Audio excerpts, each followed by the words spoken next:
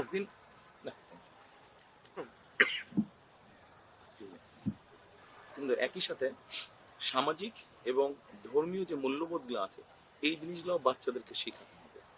এই জিনিসগুলো শেখাবো। আপনি যে সমস্যার কথা বললেন, এই যে এখন সাইবার বুলিং হচ্ছে, তারপরে আপনার অ্যাসিডের ঘটনা যেটা আপনি বলেছেন, আমরা যদি বাচ্চাদেরকে ছোটবেলা থেকে শেখাই this is wrong, this is right, this is right, this is black, this is white, এভাবে যদি আমি বাচ্চাদেরকে শেখাই, আমরা শেখাতে পারি, আমার ধারণা একটা বাচ্চার যখন একটা স্টেজে পৌঁছবে তখন কিন্তু ওর মাথার মধ্যে এই জিনিসটা ঢুকে যাবে যে কোনটা ন্যায় কোনটা অন্যায়, কোনটা ঠিক কোনটা বেঠিক।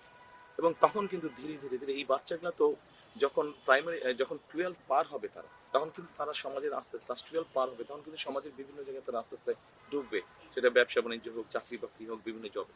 তখন ওই যে সামাজিক মূল্যবোধগুলো ওরা কিন্তু আস্তে আস্তে অ্যাপ্লাই করা শুরু করবে। অ্যাপ্লাই আগে থেকেই করবে, কিন্তু তখন সমাজে ঢুকলে অ্যাপ্লাই করা শুরু করবে। একদিন না, একদিন আমি এবং আপনার ভাবি আমরা একদিকে যাচ্ছিলাম, আমি ড্রাইভ করছিলাম, উনি পাশে বসেছিলেন। তো নর্মালি আমরা তো সাধারণত গাড়িতে উঠে গান শুনি। ওই দিন আমরা বিবিসির একটা প্রোগ্রাম শুনছিলাম, একটা আলোচনা সভা হচ্ছিল।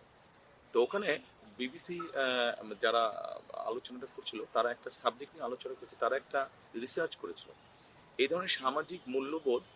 তারা গিয়ে কিছু বাচ্চাদেরকে শিখিয়েছে এবং তারা গিয়ে কিছু গার্জিয়ানদেরকে শিখিয়েছে।